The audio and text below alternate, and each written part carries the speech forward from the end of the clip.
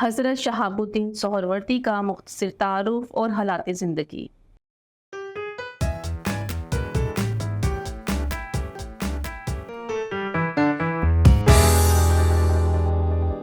السلام علیکم عزیز طلبہ و طالبات، میں آپ سب کو مون لائٹ انٹرنیشنل پبلشر کے ڈیجیٹل تعلیمی پلیٹ فارم پر خوش آمدید کہتی ہوں۔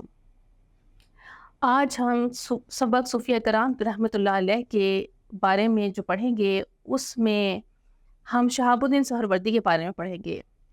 ہم نے لاسٹ لیکچر میں پڑھا تھا کہ تصوف کا مطلب بری عادات سے بچ کر اچھی عادات کو اختیار کرنا ہے، اور اللہ تعالیٰ نے تزکیہ نفس کو اختیار کرنے والے شخص کے بارے میں کامیابی کا وعدہ کیا ہے۔ اللہ تعالیٰ کا ارشاد ہے، قد افلح من تزکا، یعنی وہ یقیناً کامیاب ہو گیا جس نے پاکیزی اختیار کی۔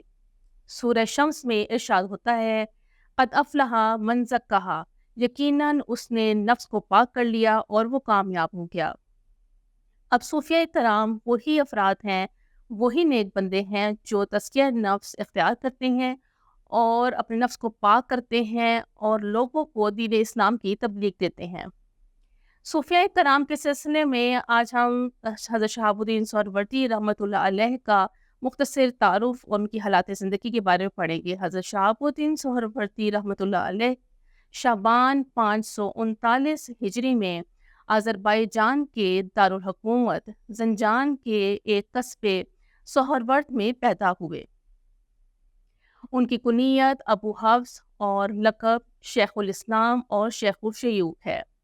آپ کا سلسلہ سہروردیہ کے نام پر بزرگ ہیں، اور آپ نے جوانی میں اپنے چچا ابو نجیب سہرورد کے پاس بغداد میں تشریف لائے اور ان سے فقہ، وعظ اور تصوف کا علم حاصل کیا۔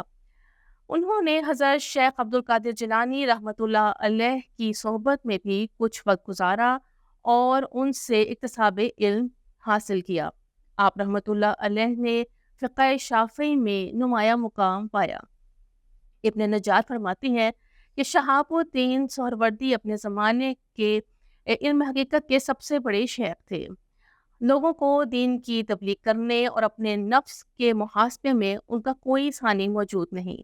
آپ رحمۃ اللہ علیہ نے ایک کتاب عوارف المعارف لکھی، جس میں خانقاہی نظام کے بارے میں پوری تفصیلات درج ہیں۔ حضرت شہاب الدین سہروردی نے کی وفات جو ہے وہ یکم محرم الحرام 632 ہجری میں ہوئی۔ آپ رحمۃ اللہ علیہ کا مزار بغداد میں ہے۔ ہندوستان میں انہوں نے اپنے بہت سے مرید بھیجے، ان میں ایک حضرت بہاؤالدین زکریا ہیں جو شیخ سہروردی کے سے بغداد میں خلافت حاصل کر کے ہندوستان آئے اور ملتان میں اچ شریف اور پنجاب کے دوسرے مقامات پر سہروردیہ سلسلے کی خانقاہیں قائم کیں۔ آپ رحمۃ اللہ علیہ نے مختلف فنون پر کئی کتب تالیف فرمائی، اور آپ رحمۃ اللہ علیہ کی تالیفات کی تعداد 40 بتائی جاتی ہے۔ یہ تھا حضرت شہاب الدین سہروردی کا اجمالی تعارف۔ امید کرتی ہوں کہ آپ کو بہت سی معلومات ملی ہوگی۔ اللہ حافظ۔